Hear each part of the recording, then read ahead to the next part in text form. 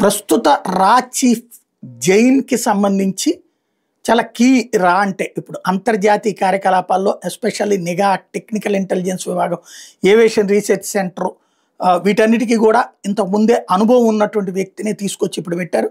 Operation సింధూర్లో master mind ఈయనే అన్నటువంటిది ప్రధానంగా ఢిల్లీ సర్కిల్స్లో వినబడేది. అందుకే ఆయన తీసుకొచ్చి పెట్టారన్నటువంటిది. అంతరిక్షం నుంచి కూడా కావలసినటువంటి ఫోటోలు తెప్పించడం, అంటే అంతరిక్షం నుంచి తీపిచ్చి డ్రోన్ ద్వారా ఏ రూట్లో ఎట్లా చేయొచ్చు అన్నటువంటి దాంట్లో ఎక్స్పీరియన్స్ ఉంది. సర్జికల్ స్ట్రైక్స్ 1, 2లో తన ఎక్స్పీరియన్సే ఇక్కడ పనికొచ్చింది అన్నటువంటిది. అట్లాగే ఏఆర్సి సంయుక్తంగా పాకిస్తాన్ టెర్రరిస్ట్ లాంచ్ ప్యాడ్స్ను గుర్తించి దాడులకి సంబంధించిన దాంట్లో కీలకమైనటువంటి సమాచారం సేకరించి ఇచ్చినటువంటి దాంట్లో ఆయనే ప్రధానమని. భారత్ పాక్ సరిహద్దు జమ్మూ కాశ్మీర్ అత్యంత కీలక పరిస్థితుల అనుభవం కలిగినటువంటి వ్యక్తి.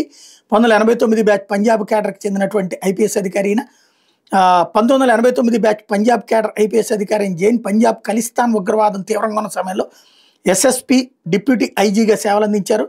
అట్లాగే రాలో పాకిస్తాన్ డెస్క్, జమ్మూ కాశ్మీర్ విభాగం, శ్రీలంక, కెనడాలో ఇండియా మిషన్లో కూడా సేవలు అందించారు. ప్రత్యేకించి ఆర్టికల్ 370 రద్దు సమయంలో జమ్మూ కాశ్మీర్లో, కెనడాలో ఖలిస్తాన్ మాడ్యూల్స్ మీద నిఘాలో కీలక పాత్ర పోషించినటువంటి వ్యక్తికి ఆ పదవి అప్పగించారు. ఏమే